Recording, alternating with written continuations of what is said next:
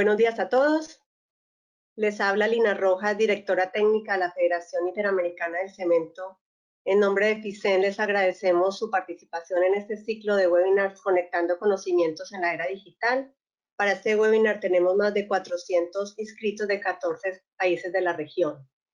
La industria cementera viene participando activamente desde hace muchos años en el cuidado del medio ambiente y el uso eficiente de los recursos naturales, básicamente reduciendo su contenido de clínker, utilizando combustibles alternativos y obteniendo una mayor eficiencia energética para reducir el impacto ambiental, todo ello con un enfoque hacia el desarrollo sostenible.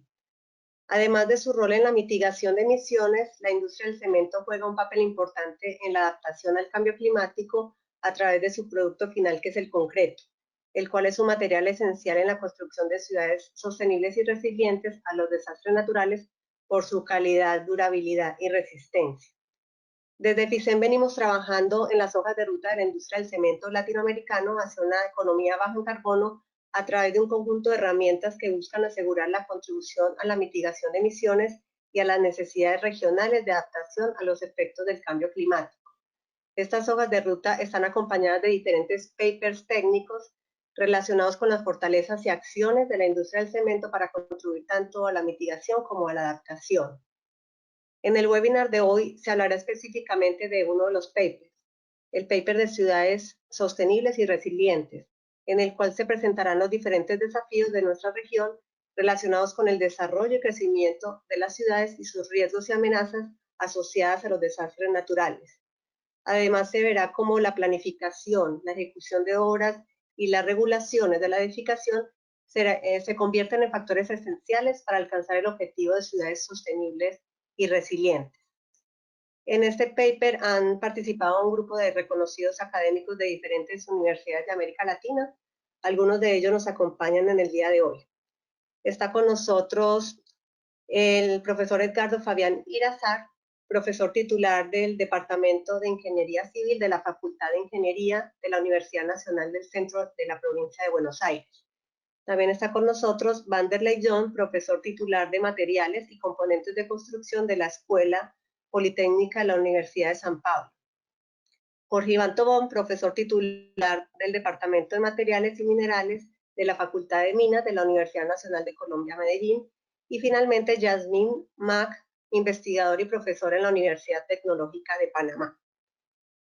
Cada conferencista tendrá aproximadamente entre 8 y 10 minutos para presentar su temática y posteriormente dejaremos un espacio al final para preguntas y respuestas. Recuerden que durante la conferencia pueden ir formulando sus preguntas a través del panel que está ubicado al lado derecho de su pantalla. Le doy la bienvenida al equipo de académicos del paper y muchas gracias por aceptar la invitación. Les paso la palabra. Buenos días a todos, es un gusto tenerlos en este web seminar. La idea de este trabajo, como ustedes ven, voy a proyectar la pantalla.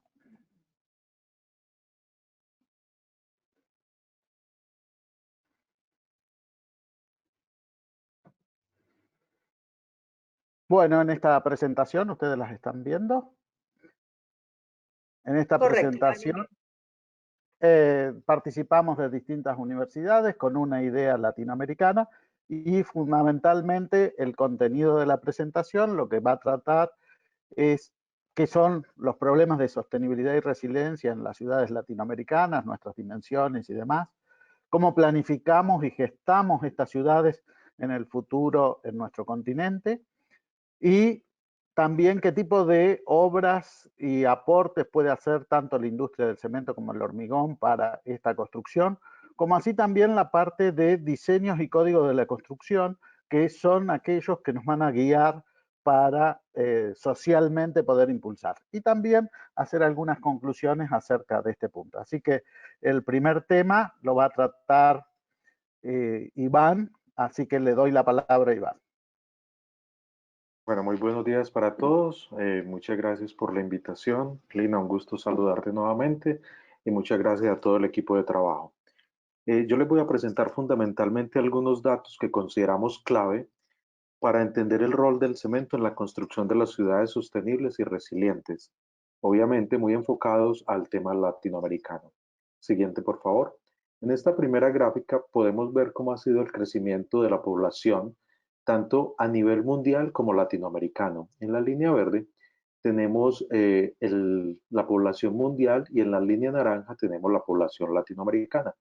Podemos ver cómo desde 1950 hasta el año 2018 la población mundial ha crecido 2.9 veces, mientras que la población latinoamericana ha crecido 3.73 veces, lo que quiere decir que nuestra tasa de crecimiento es muy superior a la tasa de crecimiento mundial. Pero de acuerdo con las Naciones Unidas, este crecimiento de aquí al 2050 será más o menos igual, siendo de 1.32 para el mundo y de 1.23 para Latinoamérica. En la gráfica de la derecha podemos ver el detalle del caso latinoamericano. Y en la línea amarilla estamos viendo cómo ha sido el crecimiento de la población en Sudamérica, en el azul, de la población en Centroamérica y en la gris de la población en el Caribe. Siguiente, por favor. Fabián, siguiente. Dale, exacto, gracias. Aquí, no, a la anterior, Fabián. Era solo para ver los números. Disculpa. Gracias.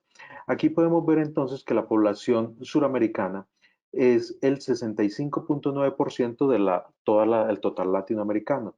En Centroamérica tenemos el 27.4% y en el Caribe el 6.7%. Otro aspecto importante, siguiente por favor. Otro aspecto importante es la relación que hay entre la población urbana y rural. En el color verde vemos el crecimiento de la población mundial, mientras que en el color naranja vemos el caso latinoamericano. En línea continua estaría la población urbana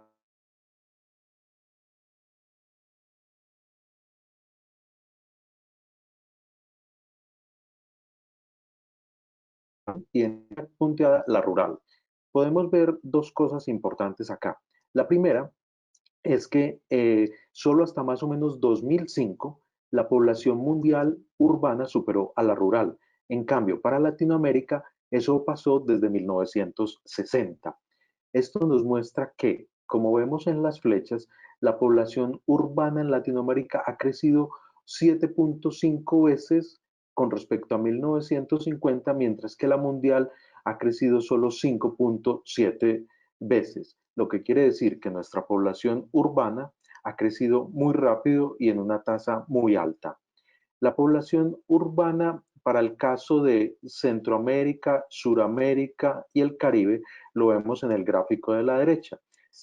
Dale clic ahí, por favor, Fabián. Clic. Gracias.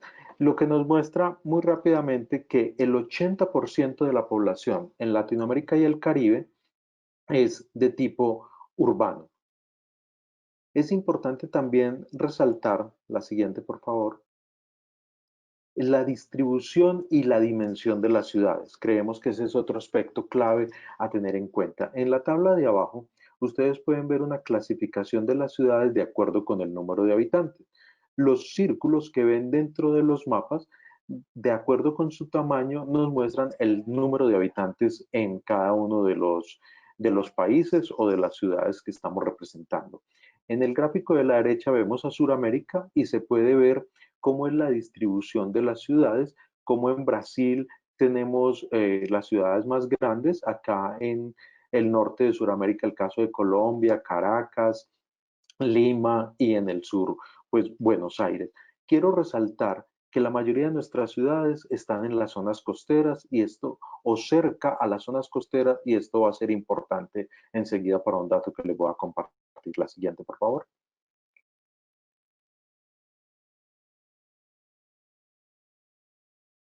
Fabián, la siguiente, por favor. Perdón, está en la máquina, yo la veo. Tranquilo. Es importante tener esto en mente y es que el 55% de la población latinoamericana vive en ciudades intermedias a pequeñas y solo el 45% vive en ciudades entre grandes y lo que se han denominado megaciudades, que son aquellas áreas metropolitanas o grandes ciudades que tienen más de 10 millones de habitantes. La siguiente, por favor.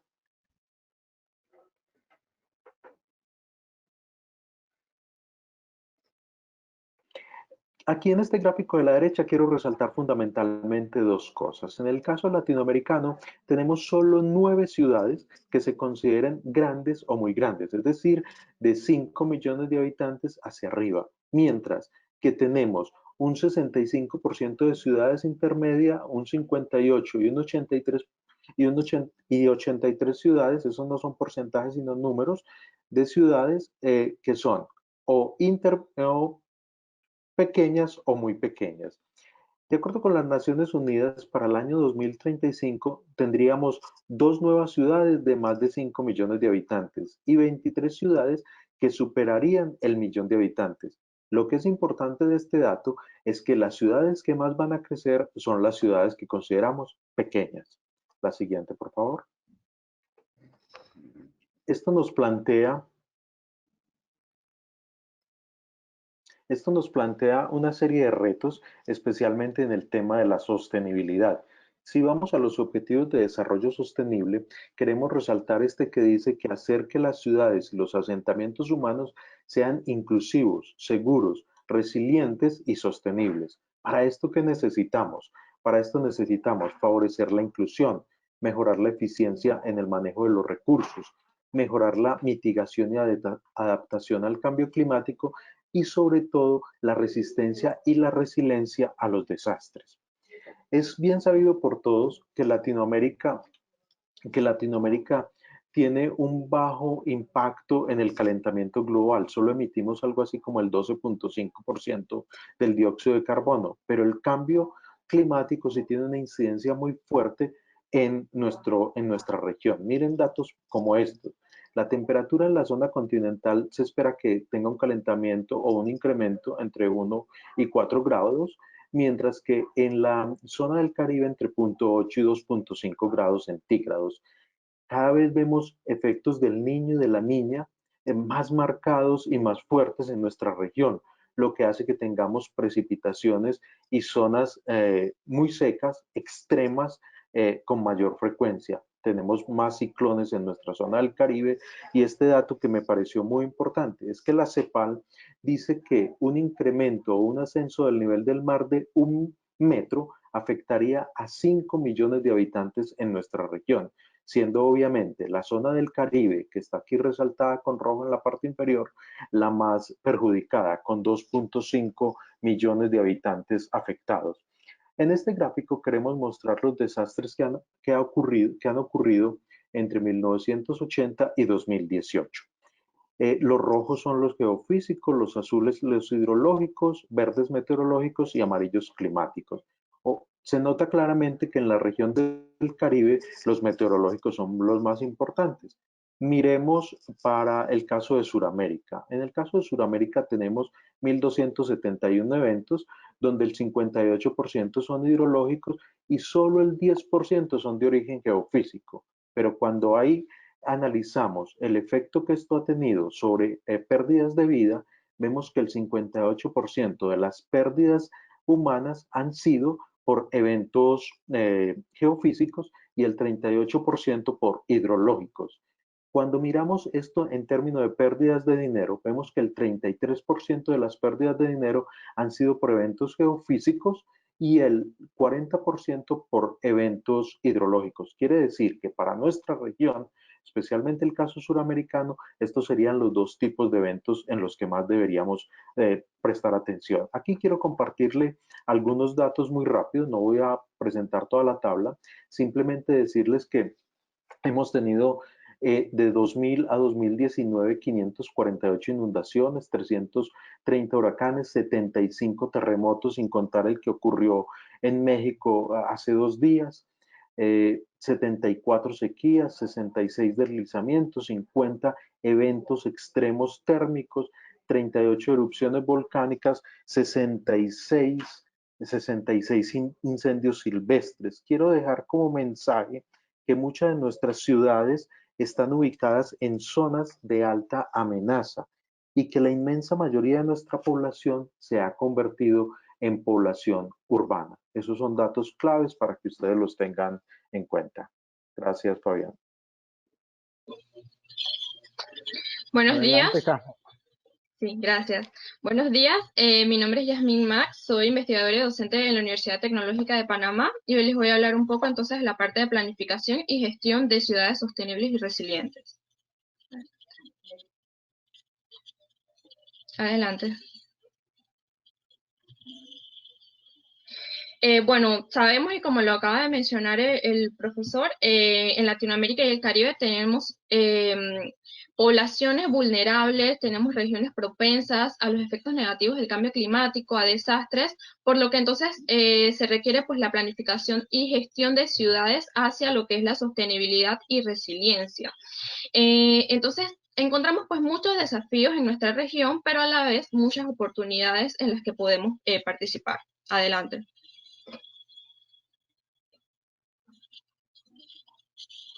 En cuanto al ordenamiento territorial, pues es clave en lo que son las emisiones de gases de efecto invernadero.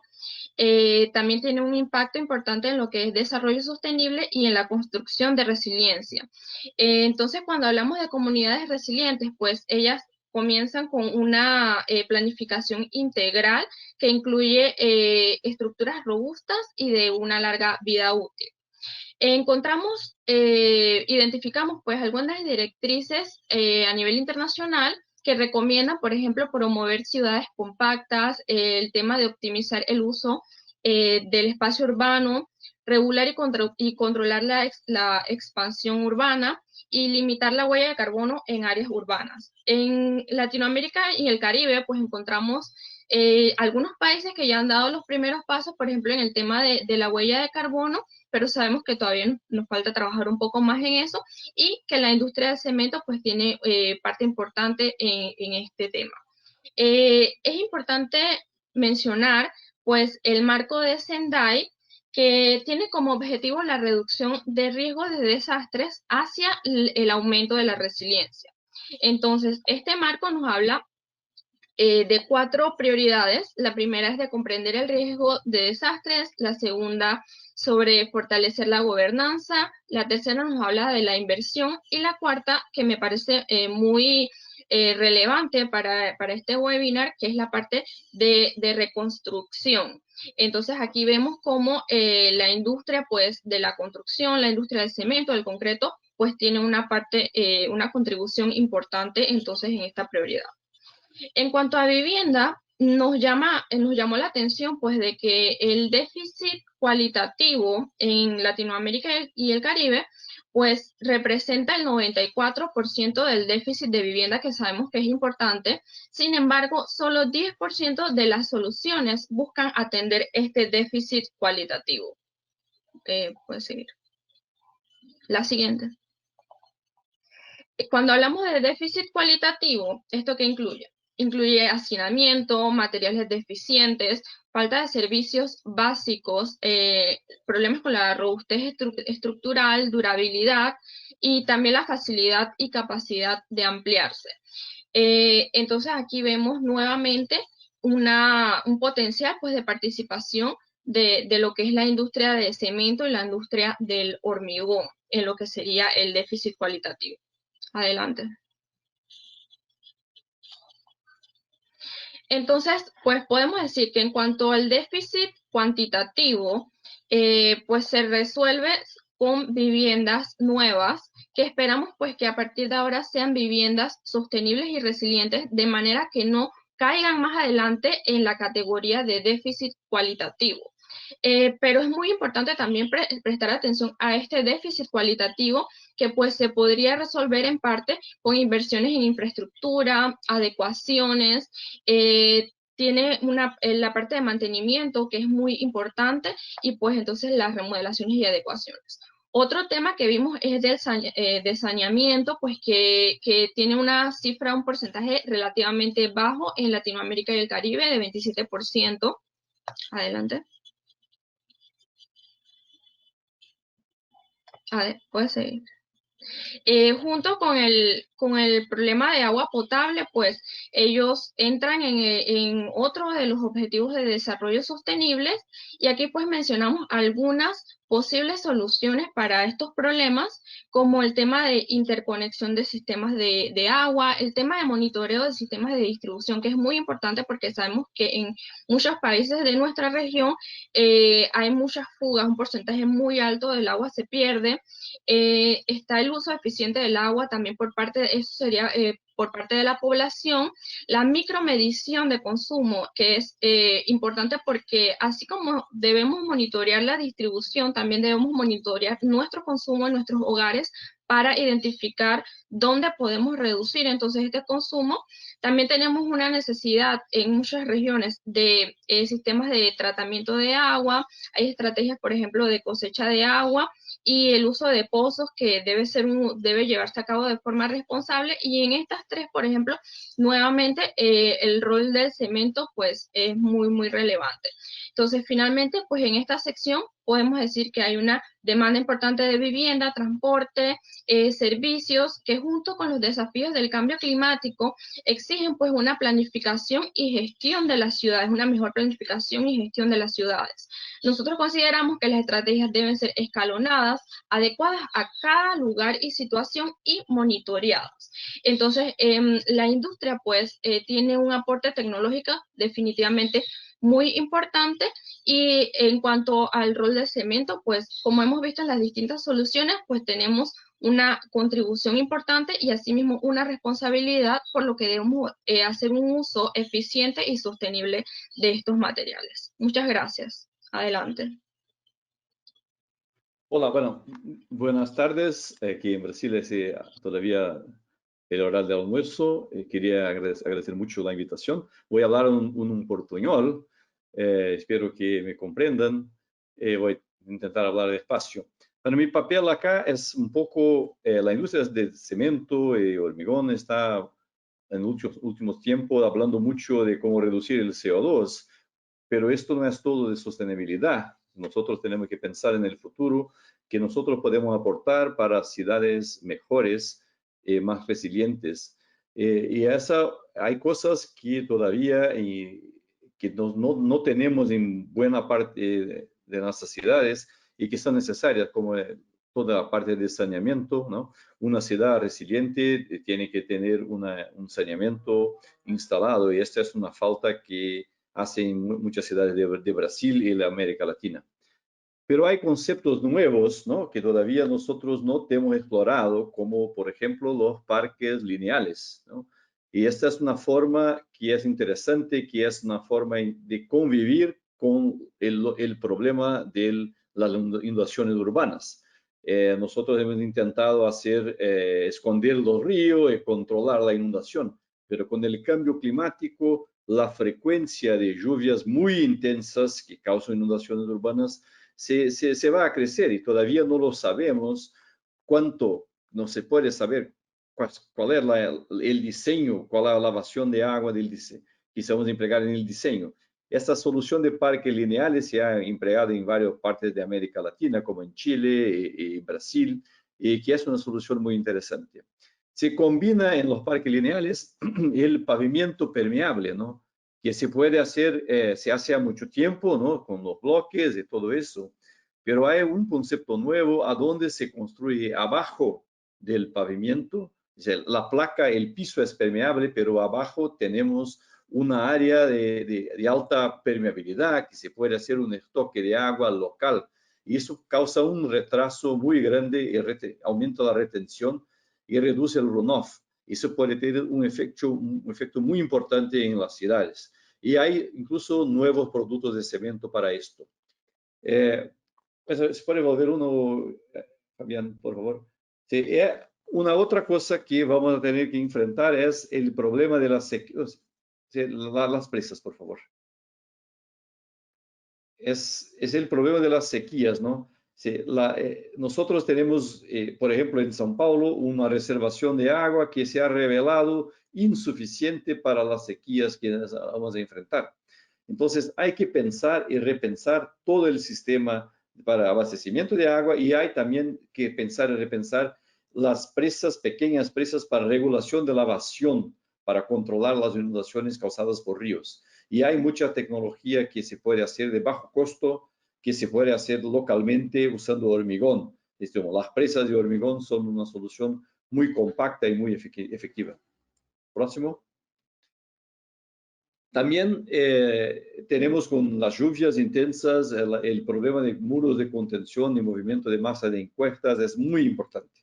Y esto todavía es una cosa muy poco desarrollada en nuestras ciudades. Y en Brasil y en muchas partes de América Latina, los pobres se van a los morros. Y ese sistema es muy importante y se puede hacer. Hay muchos productos que se pueden desarrollar. Finalmente, huracanes, bueno, en muchas partes de América Latina, en Caribe, huracanes son cosas normales, pero no han tenido huracanes en el sur de Brasil, un huracán, pero nada está diseñado para los huracanes. Entonces, pero necesitamos desarrollar y lo que el mundo muestra es que las soluciones de hormigón armado son mucho más resistentes a los huracanes, tienen mucho más presas, son mucho más pesadas y esto es una ventaja. Y eso, la casita que está acá no es la más bonita, pero seguro se quedará en pie. Finalmente, hay cosas que nosotros podemos empezar en desarrollar modelos y productos que se van en la dirección del conforto térmico con ahorro de energía. Y esto es una cosa que, por ejemplo, los Ultra High Performance Concrete se puede desarrollar. Hay muchas cosas que se han hecho con eso, pero se puede hacer cosas más sencillas. Este edificio de Brasilia que se ha proyectado Lelé, que es un arquitecto brasileño que se ha muerto, tiene todo en hormigón y tiene todos unos sistemas que usa el hormigón para reducir la carga térmica para mantener el hospital fresco. Y eso sería interesante que la industria invirtiera en ese tipo de soluciones. Gracias. Y bueno, Fabián, es tu turno. Siguiendo con esta idea de construir, también necesitamos códigos. Lo que sucede es que hay veces que en nuestros países estamos con las leyes de India y en otros países como en Chile que quieren hacer el ciclo de vida de los materiales. Pero para ver la resiliencia generalmente lo que tenemos que aprender es mucho de los terremotos. Es decir, los distintos códigos de terremotos se han desarrollado a partir de la línea de eventos y han mejorado notablemente la resiliencia. Y acá tenemos como ser la línea de eventos de la terremotos en Chile desde el siglo pasado hasta la actualidad y cómo cada uno de esos terremotos incidió sobre la normativa chilena antisísmica fundamentalmente.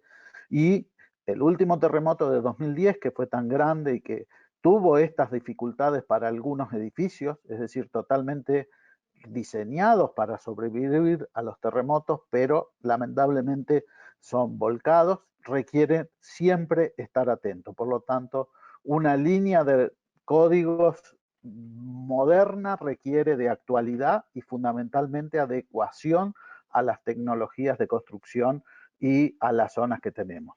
Y así como cuando diseñamos para terremotos, que es la forma en que nosotros creemos que tenemos que aprender de los códigos, generalmente ya sea toda Latinoamérica, a través de sus eventos y su zonificación, ya sea en México o en Ecuador, o en Perú, o Colombia, o Argentina, generalmente tenemos distintas zonificaciones. ¿Por qué? Porque lo que está medido ahí es el riesgo, es decir, si es alto, mediano, bajo o muy alto el riesgo de ese tipo de eventos. Y por lo tanto, ¿por qué no podemos hacer lo mismo para las inundaciones, como lo está pensando los nuevos códigos de construcción para Estados Unidos desde el International Code Council, donde tenemos los mapas correspondientes a vientos y a huracanes, y también definidas estas zonas y fundamentalmente establecidas las zonas, como podemos ver en esta transparencia, que va a ser inundable en la construcción y por lo tanto va a tener que ser realizada con materiales resistentes a la inundación y técnicas constructivas resistentes a la inundación, como ser en este caso, tenemos una fundación que requiere que tenga agujeros para que pase el agua y pilotes para que no tenga supresiones ni ningún problema, o si a su vez le ponemos un huracán, también va a tener que tener en su diseño lo que llamamos una habitación segura que le permita sobrevivir a toda la gente ante un evento tan extremo como los últimos que han ocurrido. Por lo tanto, lo primero que tenemos que pensar cuando tenemos códigos resilientes es en qué amenazas van a sufrir nuestras ciudades: sismos, tornados, huracanes, inundaciones, incendios, y cada una de esas amenazas van a tener que ser tomadas para evitar los riesgos y fundamentalmente hacer edificaciones que sean resilientes, ya sean de viviendas o de infraestructura. Es decir, que el concepto de resiliencia lo que trata de hacer es que, sobrevenido el evento, con muy pocas modificaciones o intervenciones, puedan seguir prestando sus servicios. Y eso implica menor costo para las ciudades y fundamentalmente mucho menor impacto social para esas actividades. A lo cual también, para ser sostenibles, necesitamos tener en cuenta las condiciones bioclimáticas, es decir, ya sea de confort térmico, de menor uso de energía o hasta de la calidad del aire interior. Y para eso también tiene que construirse un código que sea asequible a todas las viviendas, no solo a los edificios de cierta calidad que permiten obtener una certificación para este tipo de sostenibilidad. Y otro tema más que importante es la durabilidad de la edificación. Sin larga vida útil no hay sostenibilidad en la industria de la construcción. Y esto está dado fundamentalmente por una condición de 50 a 100 años de vida para estas construcciones, para que puedan ser no usadas por esta generación, sino por 2 o 3 generaciones venideras, y de esa manera disminuir los recursos materiales que vamos a usar para el desarrollo de nuestra sociedad. También aparece un concepto central que son los materiales locales, y dentro de los materiales locales, no solo los materiales locales que tenemos disponibles, sino también en volumen que tengamos disponible, porque hay veces que por usar materiales locales hemos hecho grandes problemas. Y a lo que se suma también la tecnología de construcción existente en el mercado, como en Latinoamérica, más del 50% como ser de la producción de cemento se comercializa en bolsas o sacos, quiere decir que la tecnología de construcción que estamos usando es relativamente baja, y por lo tanto tenemos que cuantificar y mejorar también esa tecnología de construcción. Por último, ya no solo necesitamos un mapa de riesgo, sino también necesitamos un mapa de bioclimas en estos códigos, para, como pasa en Ecuador, como pasa en Argentina, como pasa en Brasil, o podríamos mostrar de todos los países que ya tienen esta idea, la solución de viviendas va a ser distinta en cada una de estas secciones del país, porque sus bioclimas, ya sea desde el punto de vista de zonas cálidas, templadas, húmedas y demás, van a tener distintas soluciones que en gran parte tienen que ver con los materiales, y fundamentalmente con aquellos materiales que tengan una larga vida útil y que no sufran degradación, como así también con los diseños para cada ese tipo de estructuras. Pero siempre tenemos que pensar que el código lo que regula es la relación entre la técnica, la sociedad y el Estado. Y eso generalmente tenemos grandes problemas porque tenemos un uso muy ineficaz de la regulación de la tierra, es decir, en aquellas zonas que son inundables o en esas laderas de cerros que van a ser inestables. Y también tenemos generalmente una muy mala base legislativa, porque los códigos son obsoletos o incompletos, o hay 14 códigos distintos y entonces es muy difícil de implementarlos. Otro problema es que pensamos en la mejor solución como si viviéramos en un país del primer mundo, y generalmente esas soluciones son inasequibles para los pobres, y gran parte de nuestro desarrollo está en estas ciudades en mejorar o bajar el riesgo y la vulnerabilidad de estos sectores. También en déficits que son disfuncionales en los controles de la construcción, es decir, planteamos muchos controles, pero después no se llevan adelante o son corrompidos. Por lo tanto, la ineficiencia de los códigos no solo lo tenemos que pensar en términos de técnica, sino también de todas las relaciones socio-gubernamentales.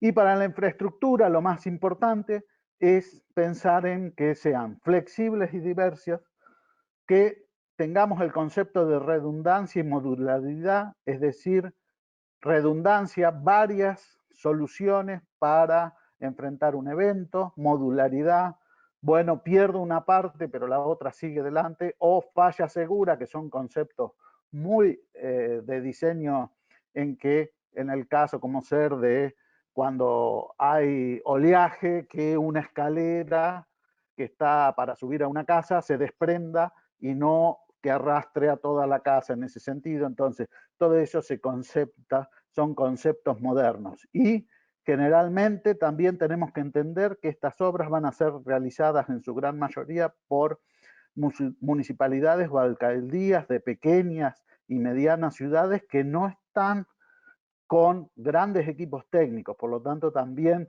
tenemos que contribuir a aprender a hacer tanto parques, aceras, pavimentos y demás en estas nuevas técnicas que necesitamos para el desarrollo sostenible. Por lo tanto, lo que proponemos hacer es que cada grupo o cada ciudad, cada lugar, lo que debe hacer es recopilar los códigos existentes, calificar el riesgo de las regiones y las ciudades, analizar cuáles son las soluciones locales y establecer su huella de carbono a través del análisis de ciclo de vida, no copiar de países centrales donde las condiciones por las cuales esos desarrollos son totalmente distintos, determinar las tecnologías de construcción que se encuentran disponibles, establecer un periodo de vida útil prolongado, seleccionar soluciones y hacer manuales y guías para que nuestras viviendas y nuestra infraestructura municipal tenga esta posibilidad.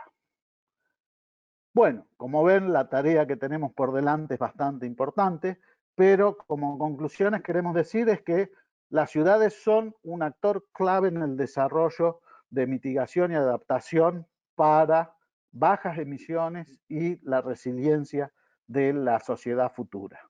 La vivienda es uno de los puntos centrales de esta resiliencia y baja emisión para las ciudades del futuro, y que todo lo que se requiere hacer es buenos proyectos, materiales apropiados para lograr estructuras sustentables y resilientes y fundamentalmente durables, otro concepto importante que debe estar dentro de la construcción.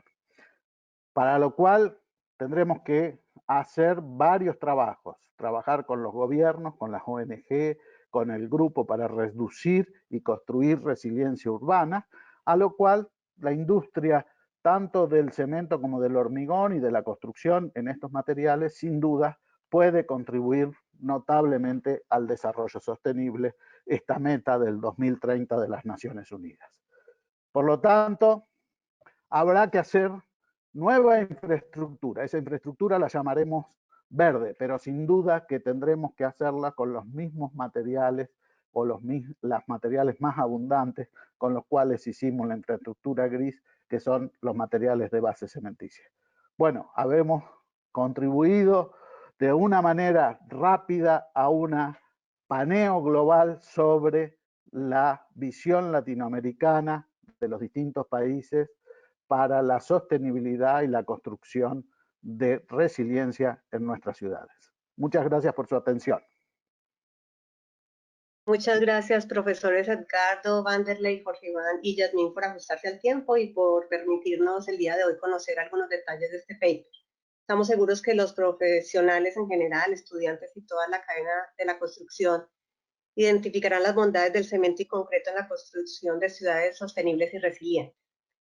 A todos los participantes queremos también comentarles que la versión final del paper estará disponible al público en general en la biblioteca virtual Netbook de FICEN, que estará habilitada próximamente.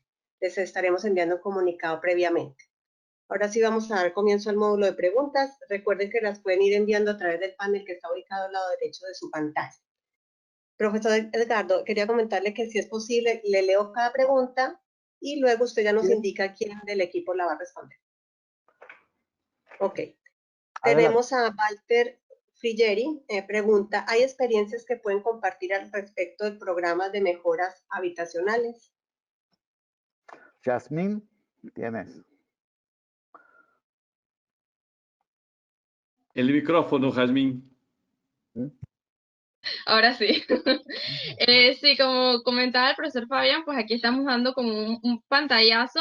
Ya cuando esté disponible el artículo, pues ahí sí hemos detallado sí varias experiencias aquí en Latinoamérica, pues en nuestra región, sobre habitación, ¿no? Entonces tenemos experiencias, por ejemplo, aquí en Panamá, que se ha hecho un programa de evaluación estructural, de capacitación, construcción. También en México yo vi que hay un programa de la parte también de autoconstrucción. He visto que tiene su manual, sus capacitaciones, porque este es otra parte, otro punto en el tema de viviendas, que las personas también en algunas comunidades ellos mismos construyen su vivienda, entonces hacia una comunidad resiliente y sostenible, pues es importante que tengan entonces estos manuales, esta capacitación. Entonces sí, bueno, para no extenderme, sí hay varias experiencias muy interesantes que hemos identificado aquí en Latinoamérica en ejecución o que están por ejecutarse, y bueno, los invito entonces a que posteriormente entonces lean el artículo, y ahí tenemos entonces varias otras experiencias además de las que les he mencionado. Bien, pregunta Fernando Cortés. ¿Consideran que desde las universidades de Latinoamérica se deben reforzar los programas académicos para que den mayores herramientas sobre el uso del material, específicamente el concreto, para atender y resistir los desastres naturales? Bueno, ahí podemos contestar con distintas visiones todos. Sí, yo creo que sí, que hay muchas veces que nuestras universidades tienden a tomar muchas experiencias externas sin conocer realmente la disponibilidad de este tema, como ser en el caso de soluciones para pavimentos urbanos. Cada lugar tendrá distintos tipos de soluciones, pero fundamentalmente el cemento y el hormigón están presentes en prácticamente todas las regiones latinoamericanas, ¿no? Sería muy distinto poder conseguir otro tipo de soluciones que fueran tan universales para nuestro continente. No sé, Iván y Vanderlei si tienen, y la misma Yasmín, ¿no? Que tienen otra visión. Yo Iván. hago un... Ay, gracias. ¿Ahí me escuchan? Sí. Perfecto.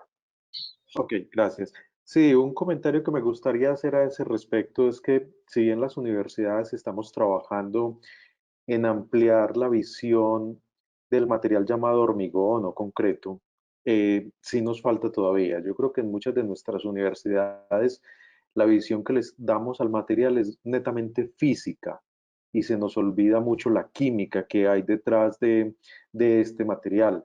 Para uno poder entender las patologías de un concreto, obviamente tiene que entender la química del concreto, porque la mayoría de los fenómenos que se dan ahí durante las patologías son de origen químico. Entonces sería muy importante que en nuestras escuelas de ingeniería civil, construcción, arquitectura, empezáramos a plantear la posibilidad de que nuestros estudiantes vean la física y la química del concreto. Para mí me parece que nosotros tenemos una parte en Brasil muy pequeña, no es suficiente de tiempo dedicado a los materiales de hormigón, a mucha énfasis en diseño estructural, que es un curso de una normativa, que es una solución particular. Y lo que se pasa es que con esta cosa de cambio climático, con resiliencia, son conceptos nuevos. Y todavía seguimos, y esos conceptos siguen largamente ignorados en el ensino de grado. En posgrado es diferente, eso se habla así, pero en el grado seguimos enseñando a hacer soluciones probadas, muy buenas, para los problemas del pasado. Y así me parece que es un desafío muy importante para nosotros es la universidad empezar a incluir las dimensiones de resiliencia, a la agenda ambiental de una forma efectiva en la enseñanza de ingenieros y arquitectos. Y esto, concuerdo que la química es importante, pero esto es una cosa que todavía es necesario que se ponga adelante. El mundo está a cambiar. Se preguntó a poco acerca de cómo vamos a mejorar las habitaciones de baja calidad que nosotros tenemos y que son como que 20% de Latinoamérica, ¿no? Y eso es un negocio, es decir, hay que convertir eso en un negocio.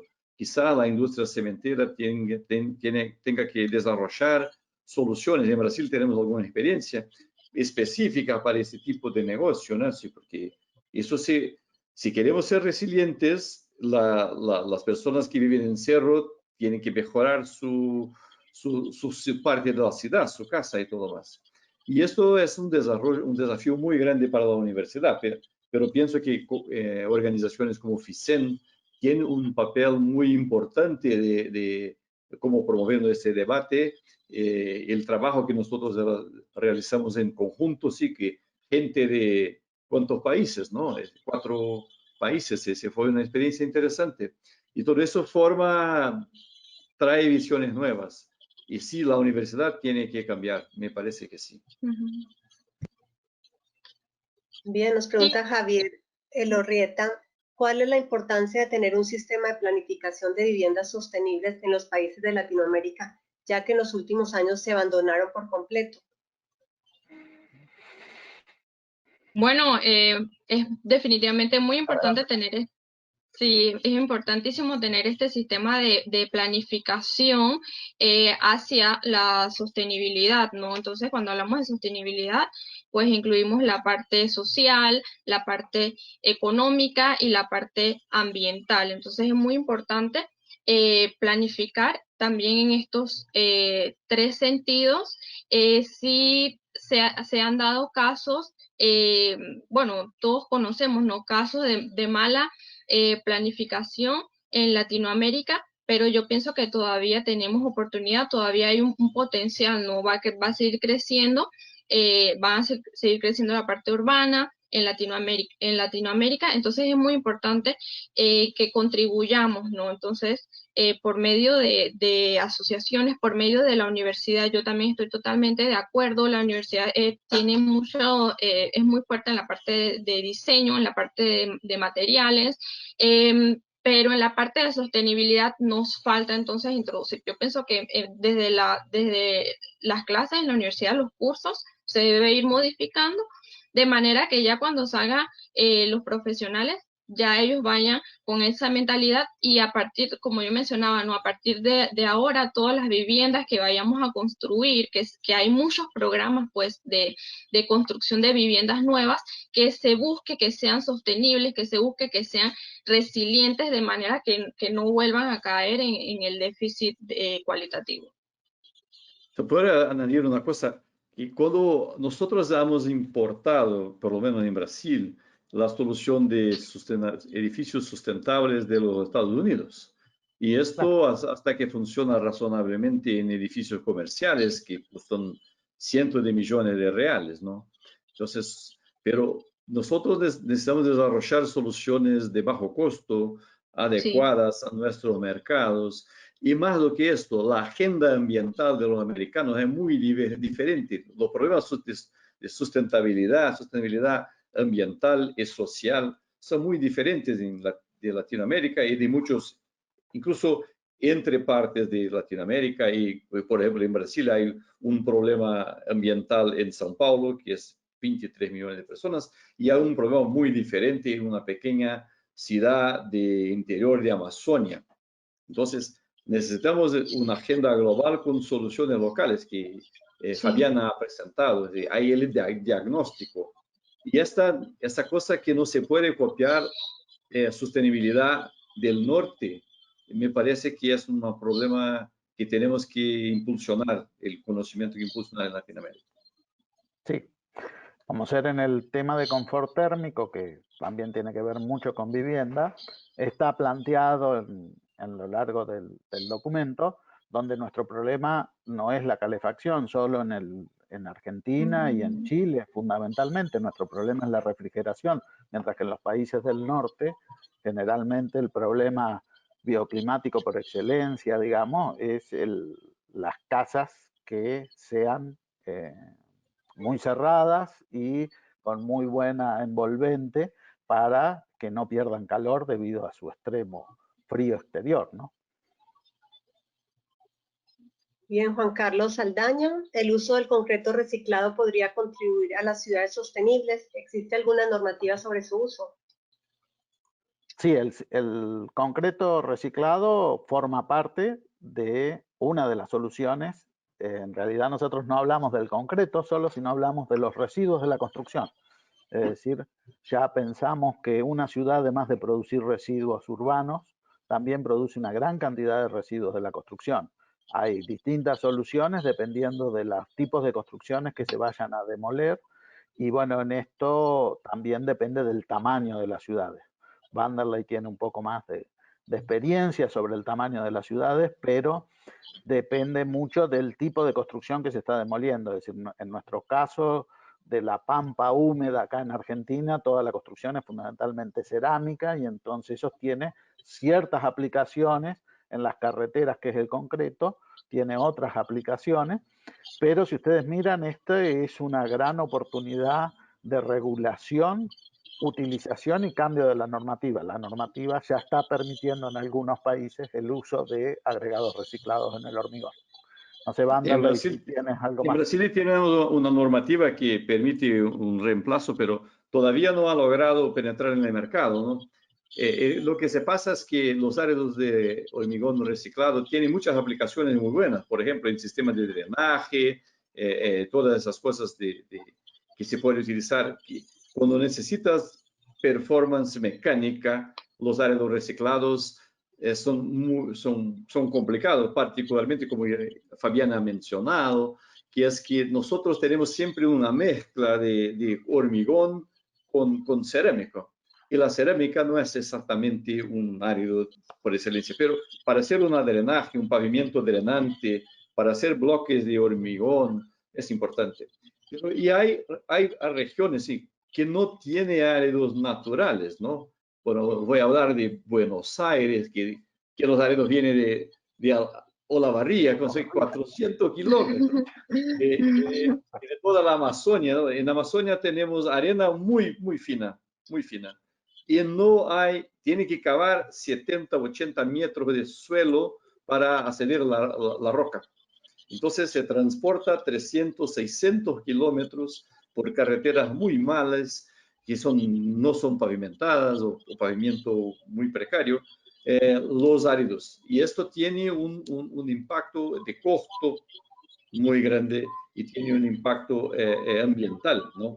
Entonces, pienso que los áridos reciclados en esas situaciones tienen que se mirar de una forma un poco diferente y tiene que se procurar alternativas. Pero sí, la construcción tendrá que reciclar sus residuos y el hormigón tendrá que ser reciclado. La tasa de reciclaje en Latinoamérica es muy baja y hay que hacer mejor.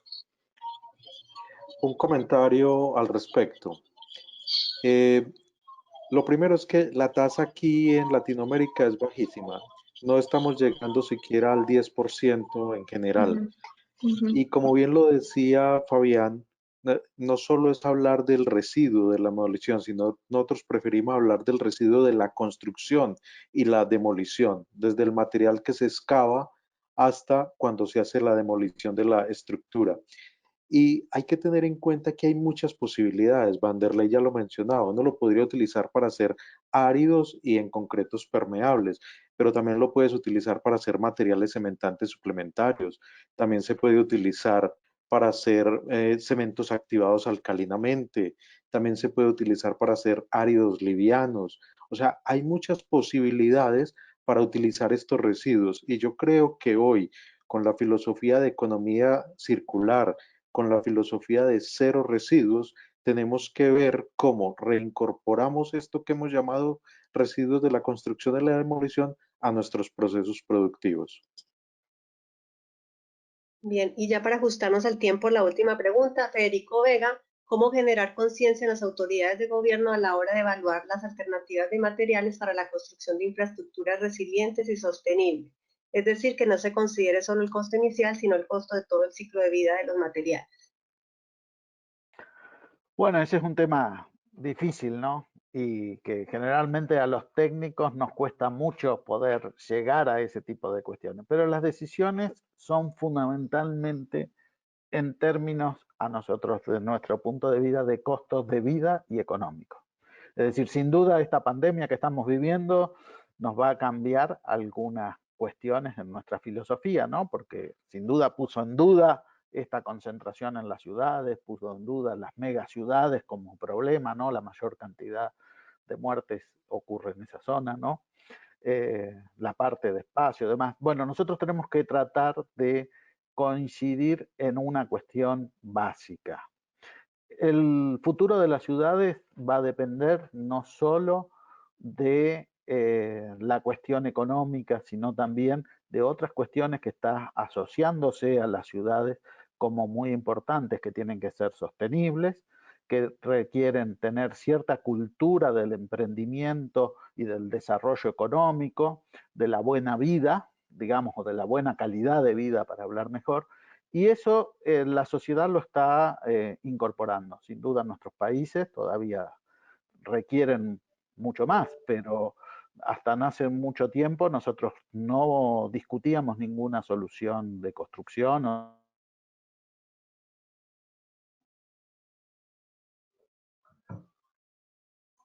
por muchas cuestiones culturales. Fabián, no tenemos tu voz. Desafíos para el desarrollo sostenible 2030, que incluyen muchos ítems distintos, entre los cuales nosotros simplemente estamos hablando de uno, va a calar muy hondo en la decisión comunitaria, y esa decisión comunitaria va a ser la que va a hacer más fácil entender a los actores políticos la necesidad de construir esa resiliencia y sostenibilidad futura.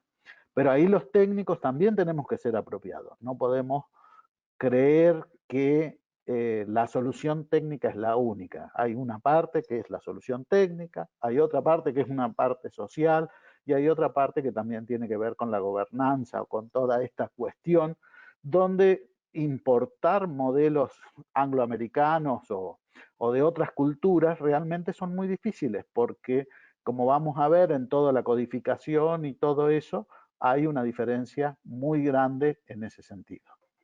Así que nosotros también tenemos que ser responsables de esa parte de interactuar con las autoridades a través de los colegios de ingenieros, de las organizaciones, las universidades, para llevar adelante el esquema.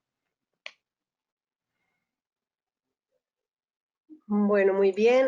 Muchas gracias nuevamente a todo el equipo de académicos y a todos ustedes por mantenerse conectados. Queremos informarles que el webinar del próximo miércoles 1 de julio a las 10 a.m. de Colombia está relacionado con el concreto, su rol y principales retos frente a las nuevas tendencias de construcción sostenible. Estará a cargo del arquitecto e ingeniero civil Esteban Martínez, quien es experto en certificaciones para edificaciones sostenibles. En este webinar se hablará de los aspectos para evaluar la sostenibilidad de los materiales en los principales sistemas de certificación y que debemos trabajar como gremio de cara a los futuros retos que enfrentaremos en el ámbito de la sostenibilidad. Esperamos que todos ustedes puedan asistir. También los invitamos a que nos sigan en todas nuestras redes sociales para que estén enterados de todas las actividades de FICEN y las noticias de actualidad en la industria del cemento. El webinar también que acabamos de escuchar estará disponible en la página web de la Federación a partir de la próxima semana, el 30 de junio, a partir del 30 de junio. Al finalizar este webinar, se abrirá automáticamente una encuesta relacionada con el desarrollo de esta videoconferencia, así que les agradecemos nos ayuden a responderla. Gracias nuevamente por su participación y los esperamos el próximo miércoles. Feliz día para todos. Muy bien, muchísimas gracias. Muchas gracias, feliz día. Gracias, hasta luego. Gracias.